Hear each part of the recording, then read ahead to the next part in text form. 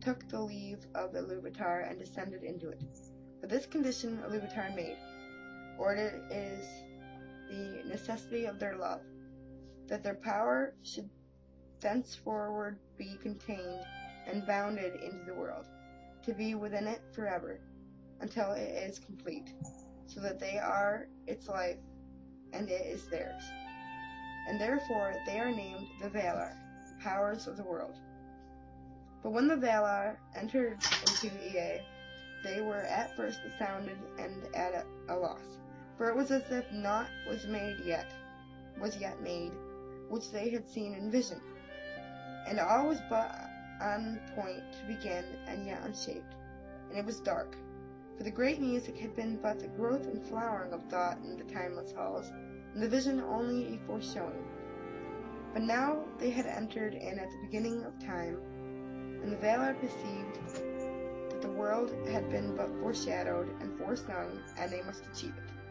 So began the great labors and wastes unmeasured and unexplored, and the ages uncounted and forgotten, until the deeps of time, and in the midst of the vast halls of Ea, there came to be that hour and that place where was made the habitation of the children of Ilúvatar. And in this work the chief part was taken by Manwë and Aule and Ulmo, but Melkor too was there from the first, and he meddled in all that was done, turning it, if he might, to his own desires and purposes. And he kindled great fires. When therefore earth was yet young and full of flame, Melkor coveted it. And he said to the other Valar, This shall be my own kingdom, and I name it unto myself. But Manwë was the brother of Melkor, in the mind of Ilúvatar, and he was the chief instrument of the second theme that Ilúvatar had raised up against the discord of Melkor. And he called unto himself many spirits, both greater and less, and they came down into the fields of Arda and aided Manwë, lest Melkor should hinder the fulfillment of their labor forever, and earth should wither ere it flowered. And Manwë said unto Melkor, This kingdom thou shalt not take for thine own, wrongfully, for many others have labored here no less than thou. And there was strife between Melkor and the other Valar. And for that time Melkor withdrew and departed to other regions, and did there what he would. But he did not put the desire of the kingdom of Arda from his heart.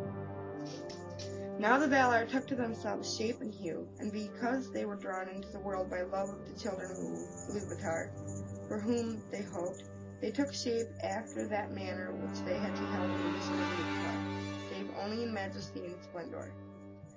Moreover, their shape comes of their knowledge of the visible world, rather than of the world itself, and they needed it not, save only as we use raiment, and yet we may be naked and suffer no loss for our being. What? Therefore the Valar might walk if they will, unclad, and then even the Eldar cannot clearly perceive them, till they be present. But when they desire to clothe themselves, the Valar take upon their forms, some as of male, some as of female, for the difference of temper they had even from the beginning.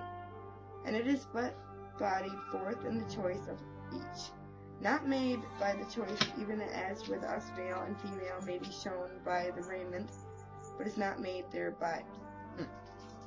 But the shapes wherein the great ones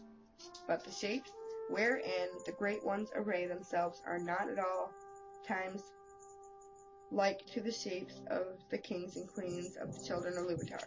For at times they may clothe themselves in their own thought, made visible in forms of majesty and dread. And the Valar drew unto them many companions, some less, some well nigh as great as themselves, and they labored together in the ordering of the earth and the curbing of its tumults. Then Melkor saw what was done, and that the Valar walked on earth as powers visible, clad in the raiment of the world, and were lovely and glorious to see and blissful, and that the earth was becoming as a garden for their delight, for its turmoils were subdued. His envy grew then the greater within him, and he also took visible form. But because of his mood, and the malice that burned in him, That form was dark and terrible, and he descended upon Arda in power and majesty greater than any of the other Valar. As a mountain wades in the sea, and has its head above the clouds, and is clad in ice, and crowned with the smoke of fire, and the light of the eyes of Melkor was like a flame that withers with heat and pierces with deadly cold. Thus began the first battle of the Valar of Arda, and of those tumults the elves know but little. For what has here been declared has come from the Valar themselves, with whom the Ainulindalë,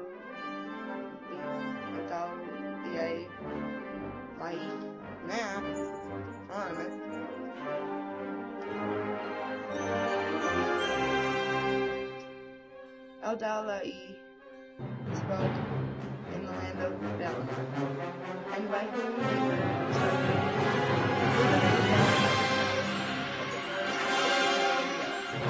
It is told among the Eldar that the Valar indeed were allies, in despite of Melkor, and to prepare for the coming of the firstborn.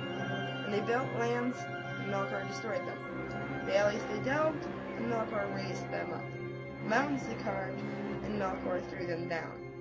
Seas they hollowed, and Melkor spilled them. And naught might have peace, or come to lasting growth. For as surely as the Valar began a labor, so would Melkor undo it, or corrupt it. And yet their labor was not all in vain.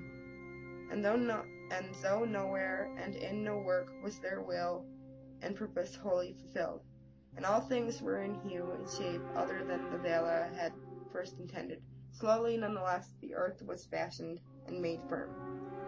And thus was the habitation of the children of Ilúvatar established at last in the deeps of time and amidst the innumerable stars. Once more, I apologize for any stuttering, mispronunciations, or general faults with this chapter. Stay tuned for Valar Quenta.